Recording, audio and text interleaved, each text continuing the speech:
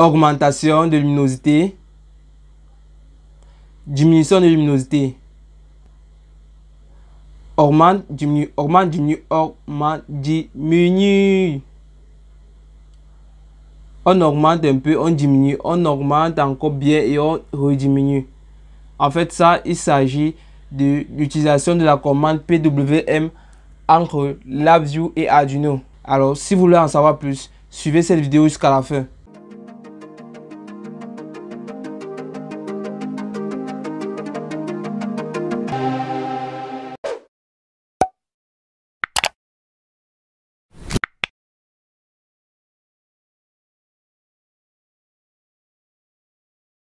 Alors, salut à tous, bienvenue sur Africa Learn Tech. Dans cette vidéo, comme on vous l'a montré à l'introduction, on va vous montrer comment est-ce que vous pouvez faire varier l'intensité d'une LED qui est branchée à Arduino à partir de votre interface LabVIEW. Cet interfaçage pourra également vous servir lors de la commande des vitesses des moteurs sur Arduino, également lors de la variation de luminosité des guirlandes sur Arduino. Alors, pour passer directement au vif du sujet, je vous présente mon interface.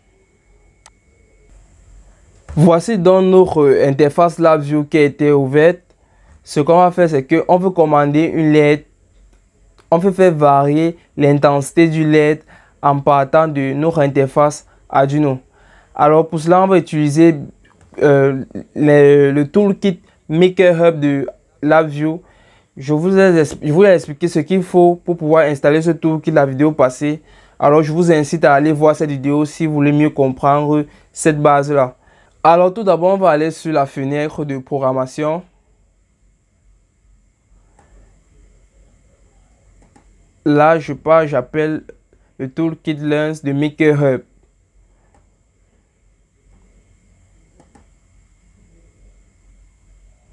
En fait, ce toolkit, c'est lui qui permet de vraiment réaliser, comme qui dirait, l'interfaçage entre Arduino et LabVIEW. C'est pour cela qu'il a été créé.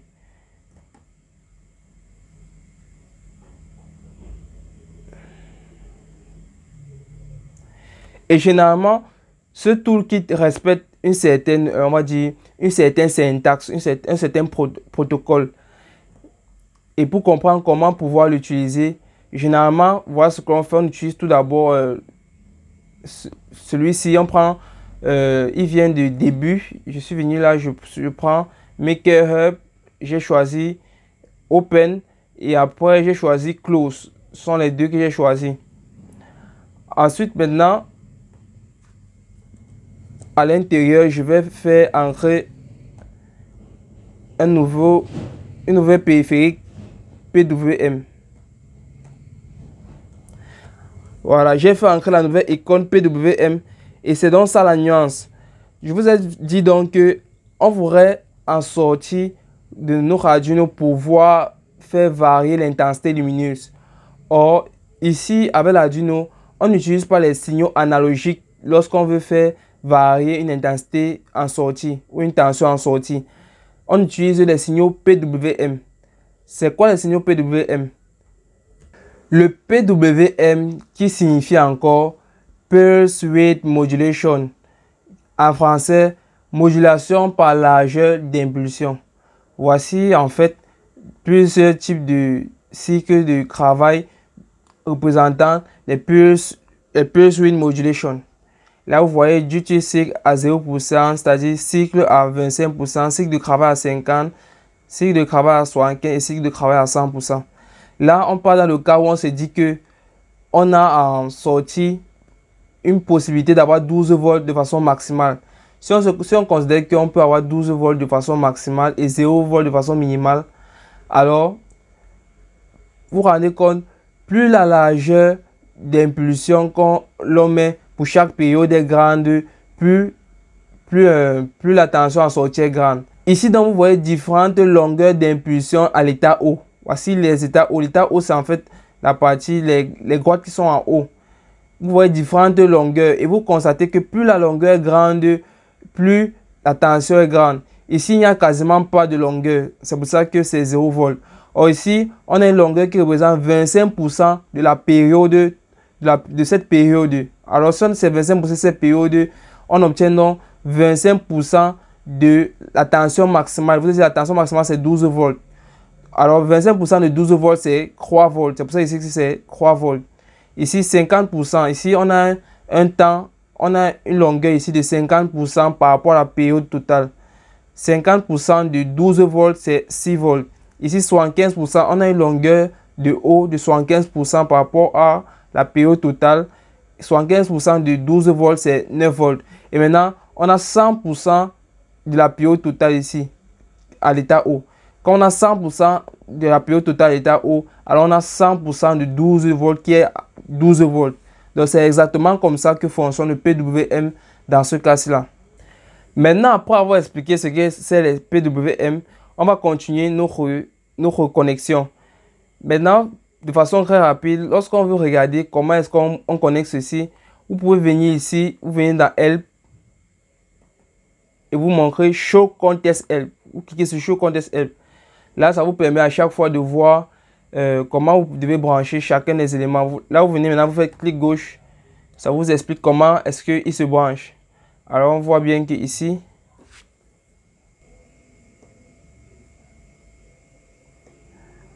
on le lit les lignes ressources ensemble. Là également, lignes ressources ensemble.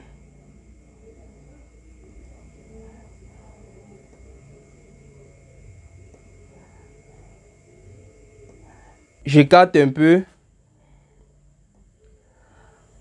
Ensuite, on connecte maintenant les connexions concernant les erreurs. Error in, ici error out, je connecte avec error in ici. Voilà, maintenant que c'est connecté, je regarde comment continuer, je clique là, Show Contest Help.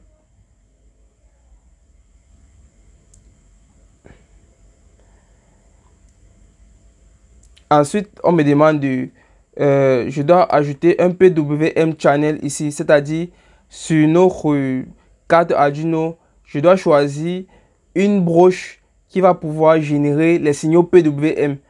Or, sur les Arduino, on a un nombre précis de broches qui peuvent fournir ce type de signaux, qui sont généralement, il y a le 3 et il y en a d'autres que je vous présente ici.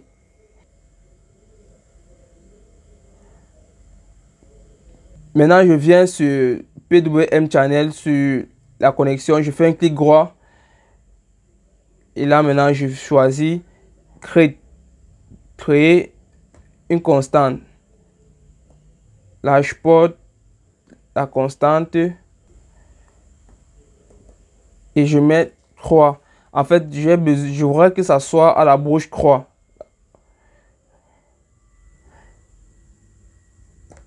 Bon, je préfère afficher le label PWM Channel. Maintenant, ensuite, ici, vous voyez Duty Cycle, le temps de travail.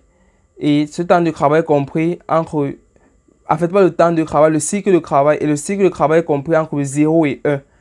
Donc ici, je vais venir là, je vais choisir. Donc, je vais d'abord aller sur la fenêtre avant. Je choisis par exemple celui-ci, Vertical Fill Slide. Je choisis encore un bouton, Stop bouton. Vous verrez à quoi ça va servir. Ensuite, je repars encore sur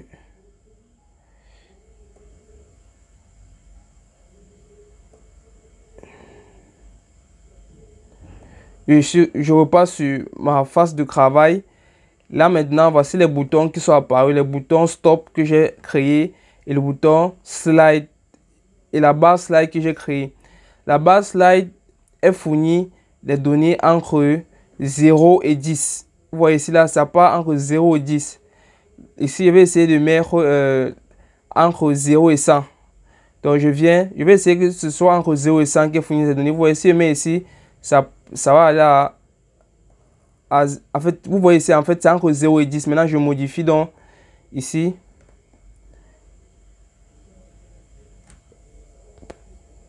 Propriété. Je pars à échelle. Je préfère que ça soit de 0 à 100. Je mets 100 et je clique sur OK. Vous voyez, maintenant, c'est de 0 à 100. Je rentre maintenant dans ma fenêtre de programmation, celle-ci. Maintenant, je vous ai dit ici, on a vu que le duty cycle, c'est-à-dire le cycle de travail, c'est entre 0 et 1. Alors, je vais devoir convertir les valeurs qui sont en sortie de ce slide-là pour qu'ils puissent être entre 0 et 1. Et très simplement, donc, je vais choisir un élément de division qui va permettre de diviser toutes les valeurs à l'intérieur qui vont sortir de ce slide. Et ça va le diviser par une constante. Je crée une constante. Je suis venu ici, là. J'ai fait un clic droit, j'ai cliqué, je suis allé choisir constante. Maintenant, je crée une constante divisé par 100. En fait, l'objectif, comme je vous ai dit, c'est que les valeurs en sortie soient entre 0 et 1. Maintenant, ici, les valeurs sont entre 0 et 1. Et je connecte ça ici. Duty cycle. Voilà. Maintenant, j'arrange bien ceci comme ça. Maintenant, on regarde encore une nouvelle fois. On a connecté le link ressource, le error out, le link ressource, le PW channel, le duty cycle et le error in. Donc tout celui-ci est connecté. Maintenant, ce que je vais faire, je vais créer une boucle pour que ça puisse se répéter plusieurs fois, parce que ça serait quand même dommage de faire cela une fois et à chaque fois de devoir redémarrer le programme. Donc je vais venir là, je vais créer une structure. Ça, on peut encore considérer ça comme une boucle tant que. En fait, ça, c'est une structure qui représente la boucle tant que. Voilà.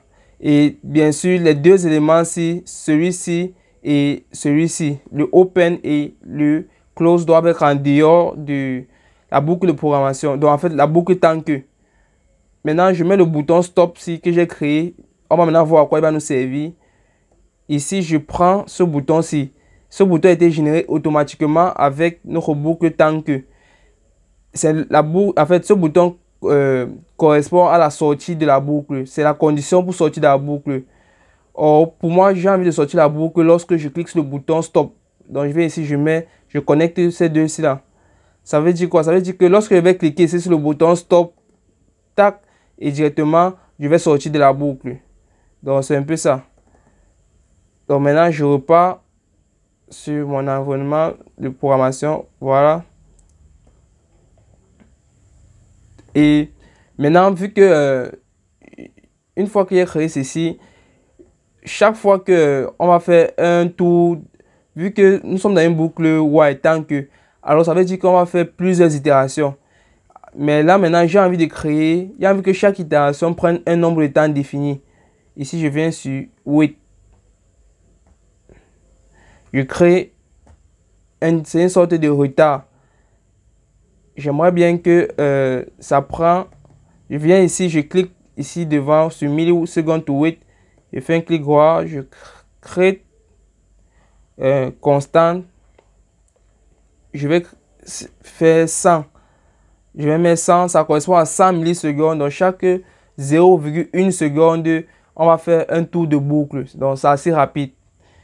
Donc je pense que c'est tout ce que j'avais à faire pour cette programmation. Donc je pense que le programme est prêt.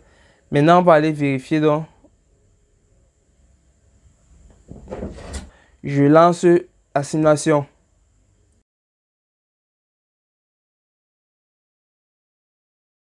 Alors en même temps on va regarder. Voyons comment elle se présente. Elle n'est pas allumée. Elle n'est pas allumée. Au fur et à mesure que j'augmente,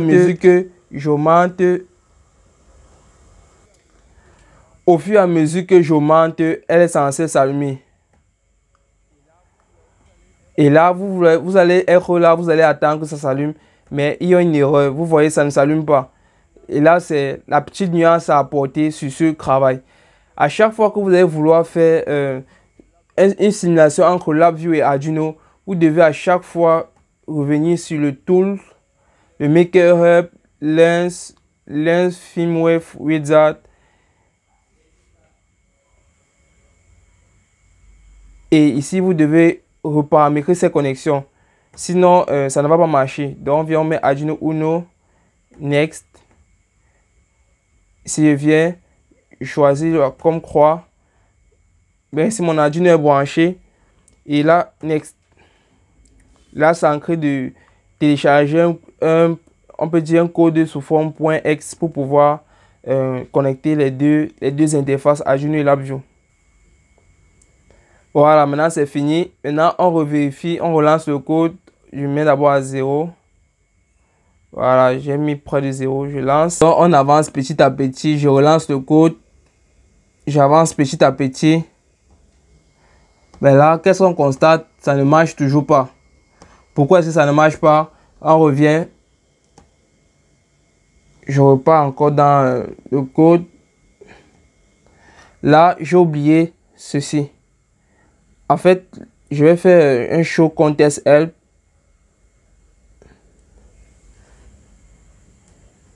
Ici, vous voyez, en avant, il y a des trucs à programmer ici, en avant. Notamment le serial port que j'avais oublié de mettre. Maintenant, ici, je viens là, je clique à côté, clic droit, et fais create constant. Et là, je choisis comme 3. Maintenant, je pense que ça va marcher. Je reviens donc sur la face avant. Et là, je remets à 0.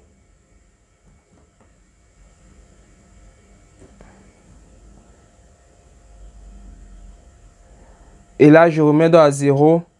Et puis, je lance. Maintenant, on augmente petit à petit pour voir. Et vous voyez, ça s'allume progressivement. Plus j'avance, plus ça s'allume. Ouais, plus j'augmente, plus la luminosité augmente. Et là, je diminue progressivement. Ouais, la luminosité diminue. Ouais, ici surtout, vous voyez, ça diminue. Ça diminue. Ça diminue, ça diminue. Vous voyez, ça ne brille presque plus. Je baisse encore. Ça brille très faiblement. Jusqu'à ce que si je mets 0. Bon, c'est un peu difficile avec ma grosse souris, mais en fait, vous avez compris. Si c'est que je mets jusqu'à 0, comme là, là c'est 0. Maintenant, j'augmente juste un peu. Vous voyez, ça brille juste un peu. Ainsi de suite. Donc, c'est un peu ça. Là, on a utilisé la commande PWM. Donc, c'est un peu ça. Alors, avec cette commande, vous pouvez également commander les moteurs. Enfin, tout élément qui a besoin de régler une tension en sortie, vous pouvez les commander de cette façon. Donc, c'était un peu ce que j'avais vous montrer. Alors, si la vidéo vous a plu, n'hésitez pas à vous abonner, à liker, à partager et surtout aller en description et intégrer le groupe Telegram, notre canal Telegram, si vous avez des questions plus précises ou encore des projets sur lesquels vous voulez qu'on travaille ensemble.